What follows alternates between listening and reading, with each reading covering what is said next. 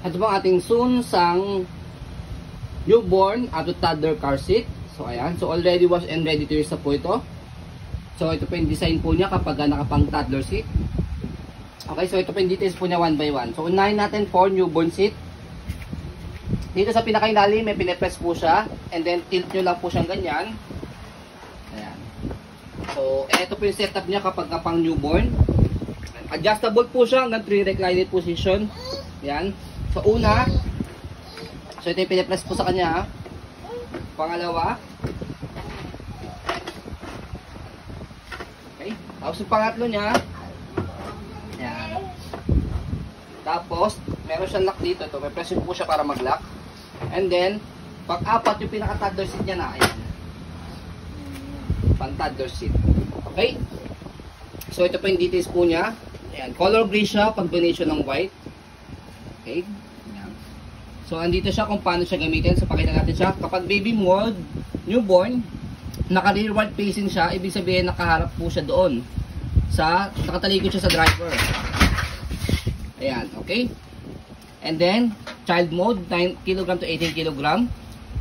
Ayan, naka-forward facing na po siya. Next, junior mode, and 15 to 18 kg. And then paggamit ng ISOFIX. Ayan. For newborn and then pag toddler. So ito po 'yan yung car seat natin. I mean yung kanyang ISOFIX.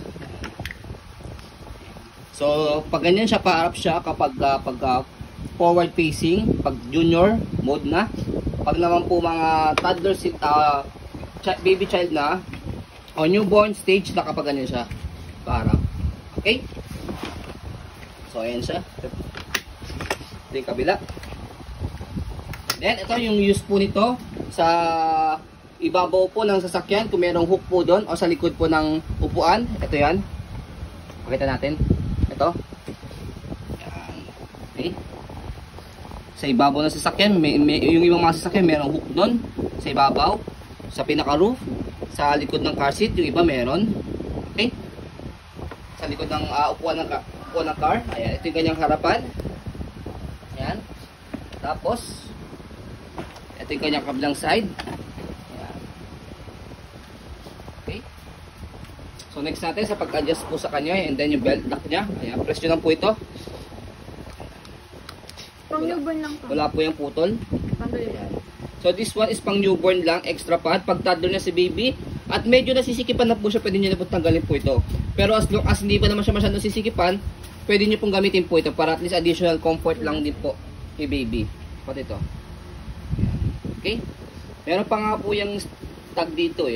Natanggal lang siya nung winash ko. Ayan.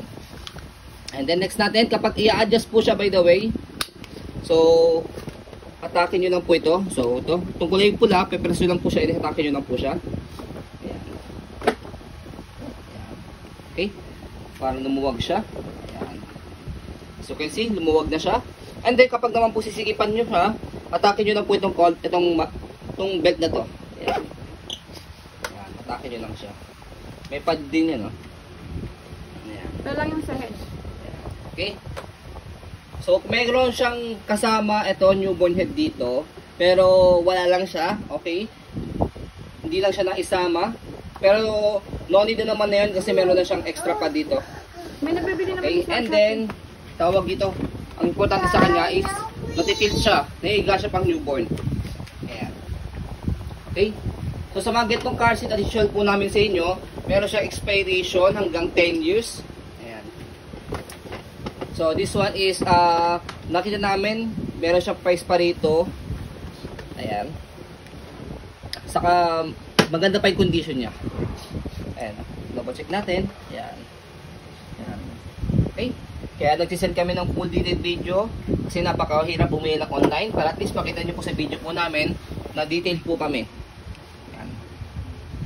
Komportable po kayo na makita yung condition ng aming item. Yan. Okay? So again, kung hindi po kayo satisfied sa wash po namin, pwede nyo po siya ulit i-rewash. Okay? Yan, nabasa. Basa pa. Tumulo.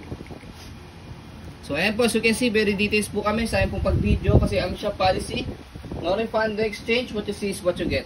So po, maraming salamat. Have a nice day and God bless po.